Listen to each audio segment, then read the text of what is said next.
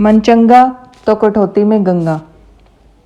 यह कहानी एक ऐसे लड़के निखिलेश की है जिसे डांस का जुनून था। वो डांस के जरिए दुनिया को जीत लेना चाहता था।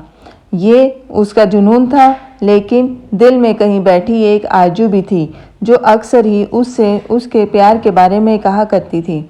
उसकी इच्छा थी उसकी जीवन संगनी एक गायिका हो। भले वो गायन में स्नातक ना हो, न ही उसका पेशा गायन हो, लेकिन वो उसके लिए गुनगुना सके, उसके लिए 4 शब्द ही हों पर गा सके। वो अक्सर ही भीड़ में उस आवाज़ को तलाशता था। न जाने उसके दिल को कौन सी उस आवाज़ का इंतजार था जो उसे इतने दिनों में कभी नहीं मिली थी। वो डांस के साथ साथ अपनी पढ़ाई में भी बहुत अच्छा था, इसलिए शहर के एक अच्छे कॉलेज में पढ़ रहा था। उसके पिता को उसका डांस बिल्कुल पसंद नहीं था, क्योंकि निखिलेश के डांस के कारण वो पिता का बिजनेस में सहयोग नहीं कर पाता था। निखिलेश डांस में इतना ज़्यादा घुस चुका था कि उसकी ख्याति भी शहर में एक बड़े डांसर के रूप में होने लगी थी।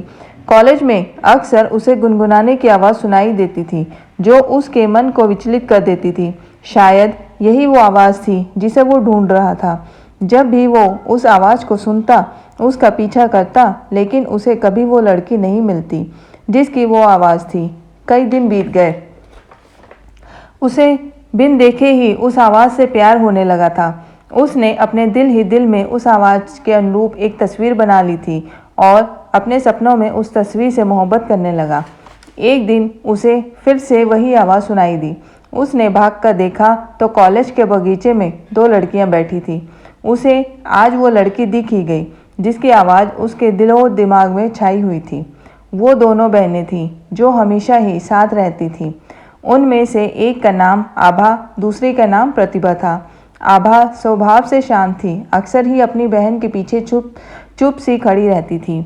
उसकी मुस्कान बहुत अच्छी थी, वो दिल की जितनी साफ थी। उसके चेहरे पर भी वही निर्मल भाव थे, लेकिन वो दिखने में बहुत साधारण थी।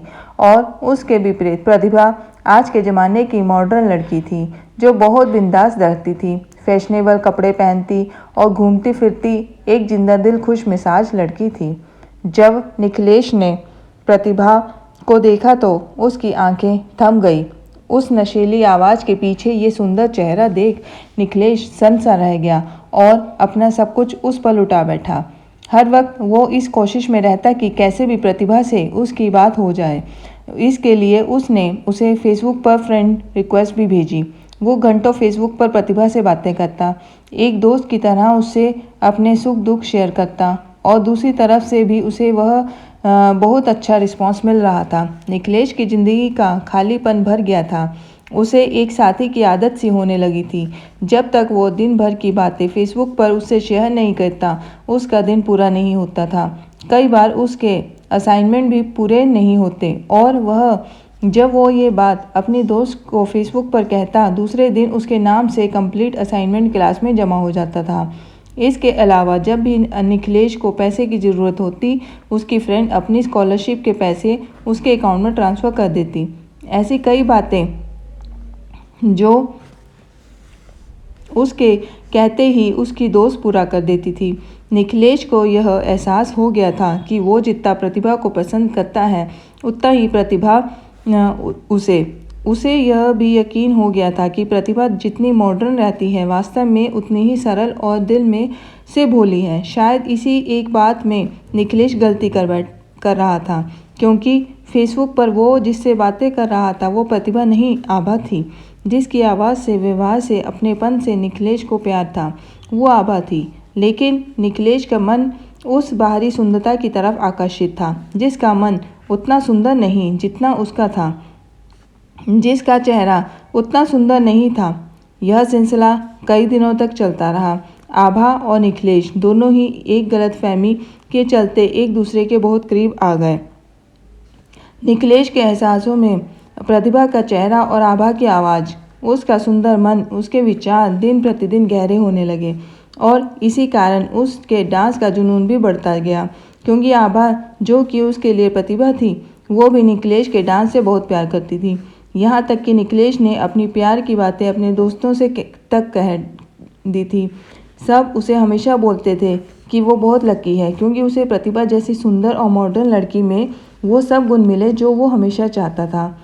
एक दिन उसने फैसला किया कि वो प्रतिभा से जाकर अपने दिल की बात कहेगा और उसने वही किया। उस दिन वो बहुत अच्छे से रेडी हुआ और हाथों में गुलाब के फूलों का गुलदस्ता लेकर प्रतिभा से मिलने गया। प्रतिभा अपने दोस्तों के साथ बैठी थी और वहीं उसके साइड में आभा भी थी।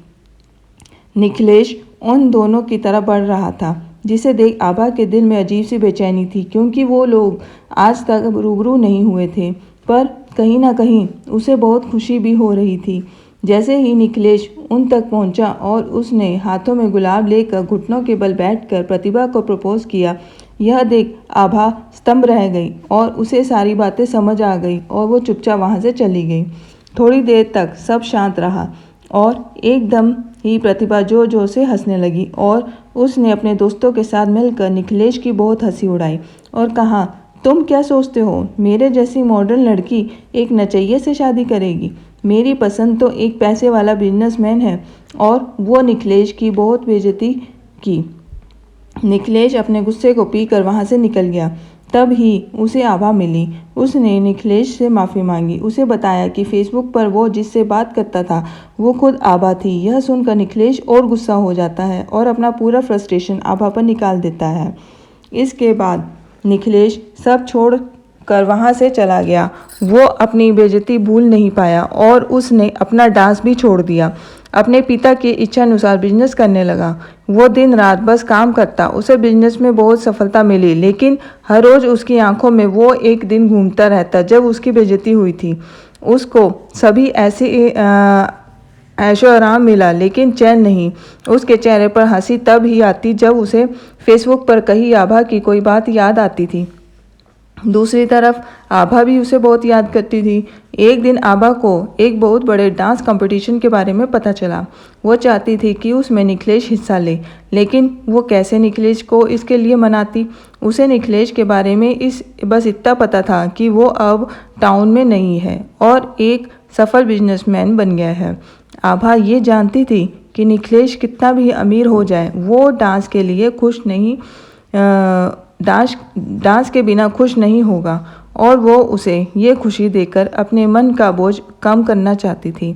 इसके लिए उसने निखिलेश का पता इंटरनेट से निकाल कर उसे एक शुभचिंतक, जो कि निखिलेश के डांस का फ़ैन है, के तौर पर एक लेटर भेजा, जिसमें डांस कंपटीशन का जिक्र था।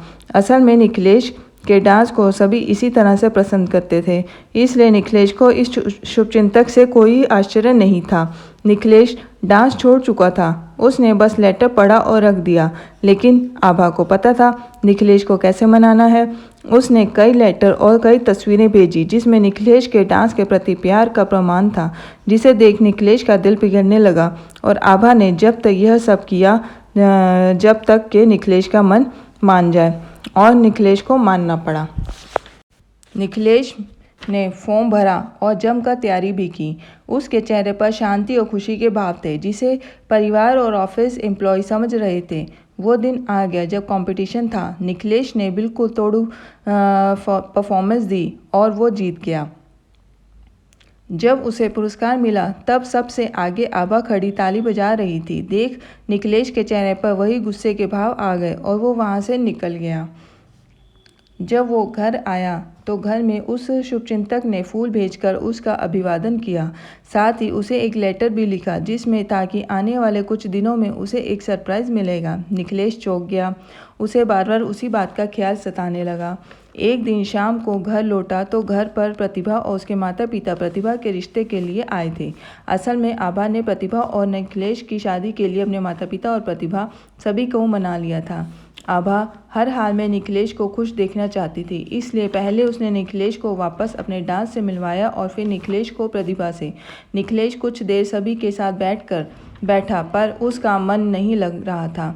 उसने कमरे में जाकर फ्रेश होने की इजाज़त ली और वहाँ से अंदर चला गया। अपने कमरे में बैठकर निखिलेश सारी बातें सोच रहा था कि कैसे उसने एक आवाज़ सुनी, फिर उसकी बात आभा से हुई। वो कितना खुश था जब आभा हर परिस्थिति में उसके साथ न होते हुए भी थी, लेकिन ये सब उस दिन ख़त्म हो गया जब गलतफहमी दूर हो गई। लेकिन फिर से उसे वही सब महसूस हुआ जब उसने उस शुभचिंतक के लेटर को पढ़ा। और उसकी बातों को माना। निखिलेश ने एक कदम भी ही शुभचिंतक वाले लेटर निकाला और उसे असाइनमेंट की कॉपी से मैच किया। उसे समझ आ गया कि इस सब के पीछे कौन है। उसे सारी बातें समझ आ गई और यह भी कि वो क्या चाहता है।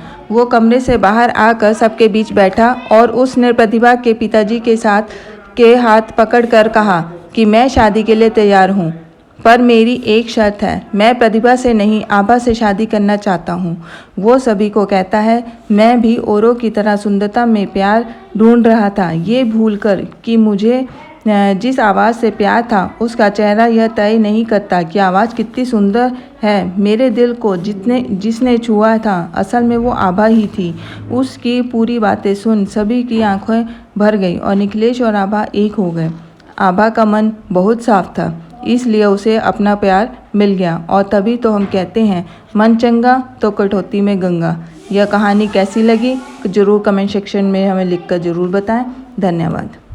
और ऐसी ही और अन्य कहानियाँ सुनने के लिए हमें सब्सक्राइब करें।